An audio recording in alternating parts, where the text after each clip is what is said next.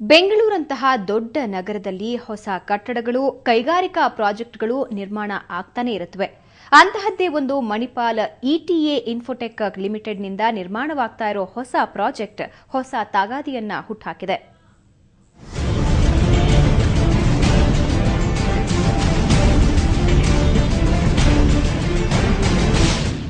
ಕೋರಮಂಗಲದಿಂದ ಸರ್ಜಾಪುರ ರಸ್ತೆಗೆ ಹೋಗಬೇಕಾದರೆ ಸಿಗೋ ಅಗರ ಕೆರೆಯ ಮುಂದೆ ಕೋಟಿ ವೆಚ್ಚದ ಕಾಮಗಾರಿ ನಡೀತಾ ಇದೆ. 72 ಎಕರೆ ಜಾಗದಲ್ಲಿ ಏನಾಗ್ತಿದೆ ಅನ್ನೋದಕ್ಕೆ ಸರಿಯಾದ ಚಿತ್ರಣ ಸಿಗದಿದ್ರೂ ಜಲಮಂಡಳಿಯಿಂದ ಪಡೆದಿರೋ ಎನ್ಒಸಿಯಲ್ಲಿ ಅಪಾರ್ಟ್ಮೆಂಟ್ ಕಟ್ಟಲಾಗ್ತಿದೆ ಅಂತ ಹೇಳಲಾಗ್ತಾ ಇದೆ.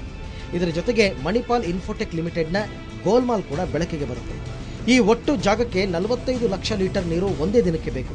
ಆದರೆ ಜಲಮಂಡಳಿಯಿಂದ ಕೇವಲ 18 ಅಪಾರ್ಟ್ಮೆಂಟ್ಗಳಿಗೆ 1 MLD ನೀರು ಕೇಳಿ ಎನ್ಒಸಿ ಪಡ್ಕೊಂಡಿದ್ದಾರೆ. 45 ಲಕ್ಷ ಲೀಟರ್ ನೀರು ಒಂದು ದಿವಸಕ್ಕೆ ಬೇಕಾಗಿದೆ.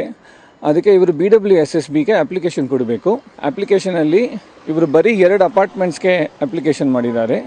ಒಂದು ಕಡೆ ಇವರು 2 ಅಪಾರ್ಟ್ಮೆಂಟ್ಸ್ಗೆ ಇದು BWSSBಯಿಂದ ಇವರು ನೋ ಅಬ್ಜೆಕ್ಷನ್ ಸರ್ಟಿಫಿಕೇಟ್ ತಗೊಂಡು, ಇನ್ನೊಂದು ಕಡೆ ಪರಿಸರ ಸಮಿತಿಯಿಂದ ಇವರು ಫುಲ್ ಪ್ರಾಜೆಕ್ಟ್ಗೆ BWSSB ನೀರು ಕೊಡ್ತಾರೆ ಅಂತ ಆ ಥರ ಡಾಕ್ಯುಮೆಂಟ್ಸ್ ಕೊಟ್ಟಿದ್ದಾರೆ.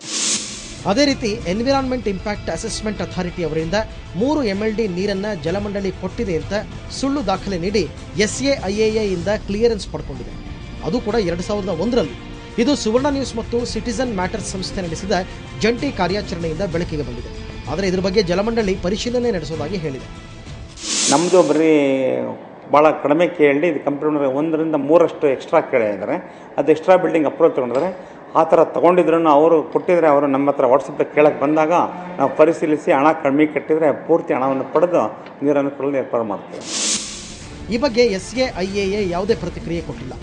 ಈ ಜಾಗದಲ್ಲಿ ಕೇವಲ ಅಪಾರ್ಟ್ಮೆಂಟ್ ಮಾತ್ರವಲ್ಲ, ಕಚೇರಿ, ಹೋಟೆಲ್ ಕೂಡ ಮಾಡುವ ಯೋಜನೆ ಇದೆ ಎನ್ನುವುದು ತಿಳಿದು ಬಂದಿದೆ.